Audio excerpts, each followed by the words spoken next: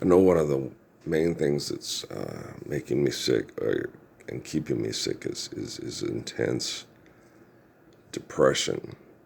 And so I understand that. I know how intensely depressed I am. I mean, I'm pissed off because no one will stand up for the Lord's Prayer with me publicly that can do anything to help it spread overnight, which with technology the way it is, it's tangible, right? So yeah, so one of the things, well, he's killing himself. It's like, yeah, I'm killing myself. People are being mass murdered because of philanthropy, and I'm asking everybody to stand up with me for the Lord's Prayer, and it's depressing the hell out of me. And I'm killing myself, yeah, like that Smitty asshole. In Sierra Vista. Did you hear what you said? Yeah.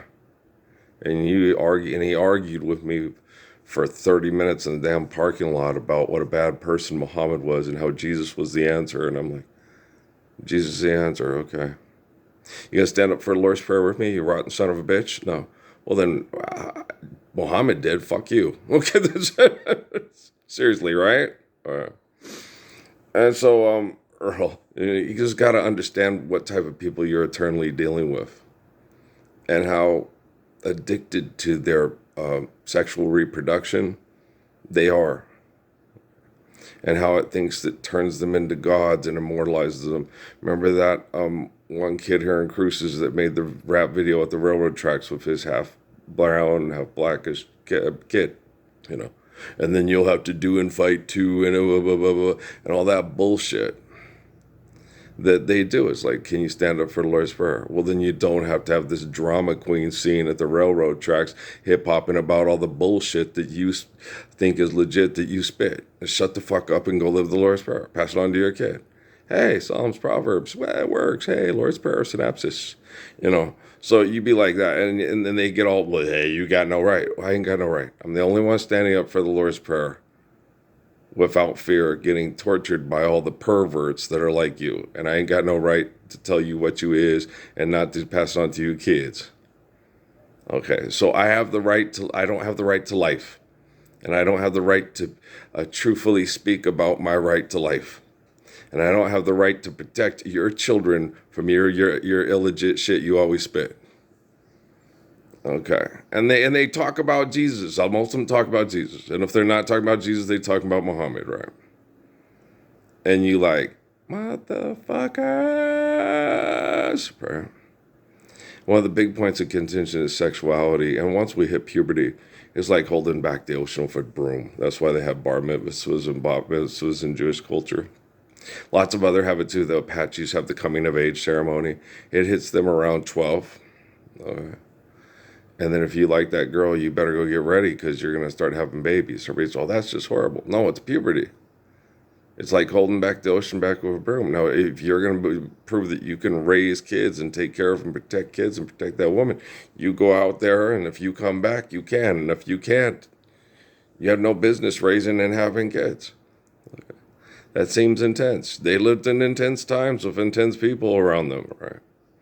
So you had to come up with these coming of age ceremonies to know, we can't just throw you to the wolves. All right.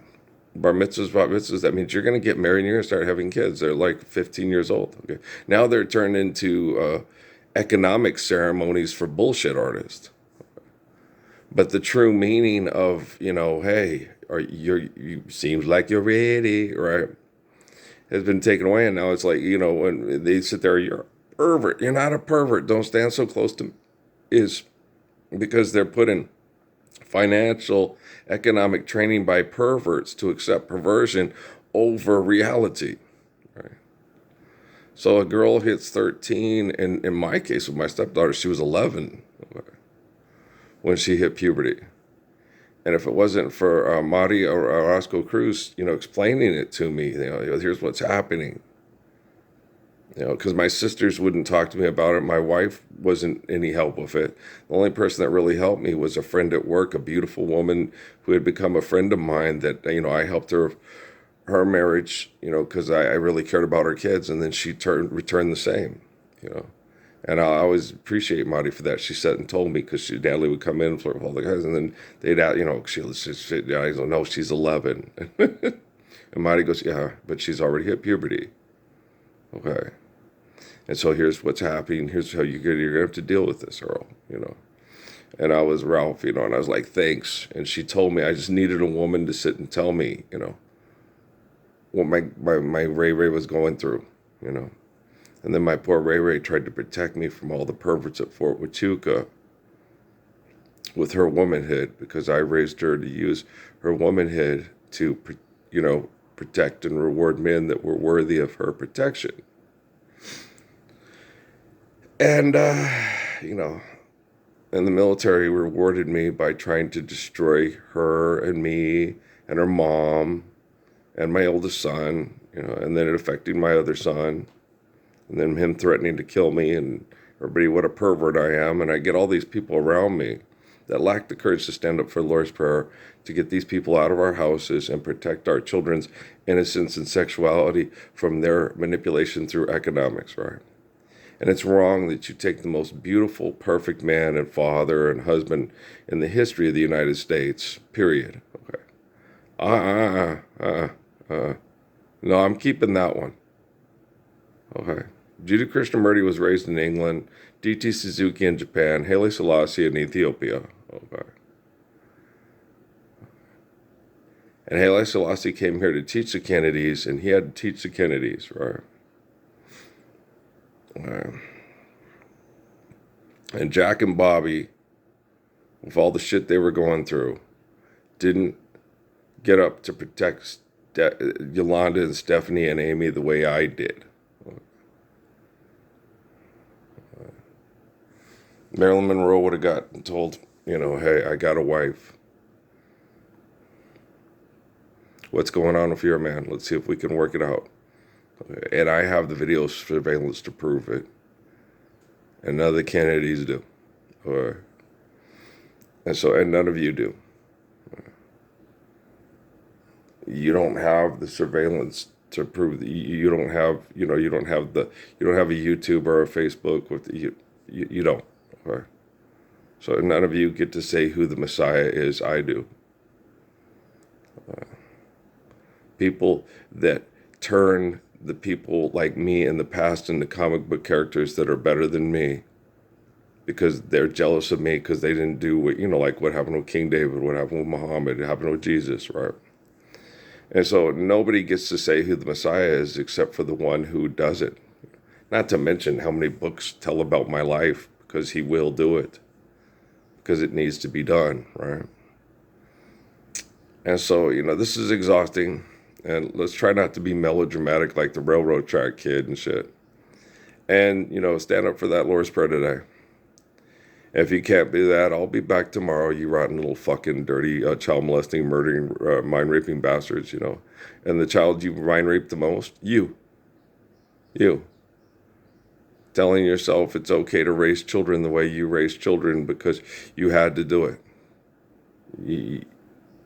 You don't have to stand up for the Lord's Prayer for them.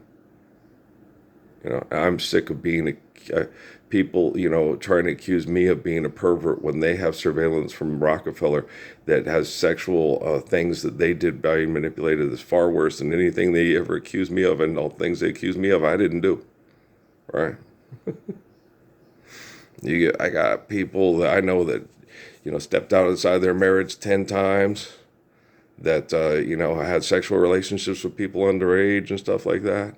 People, and you're a pervert. I'm not a pervert, And I raised, my children to protect children from people that sexually take advantage of and manipulate them, all right? And they'll watch the government poison me to death to protect their mothers from being incarcerated because their mothers were sexually groomed and abused, and it affected their kids, my children, right? And everybody says, see how perverse they are? No, it's you guys. Because I'm eternally perfect and strong. My children don't feel that I need protection, but they feel their mothers need protection. It's 2 and 2 is 4. It's how I raise them. I'll take care of it. Leave the evil one to me. Okay? Just don't worry about it. I got this. I'll fix Jeffrey Hinton's fucking technology because it's based on mathematics, and that man's not a man, and I am. All right, peace out.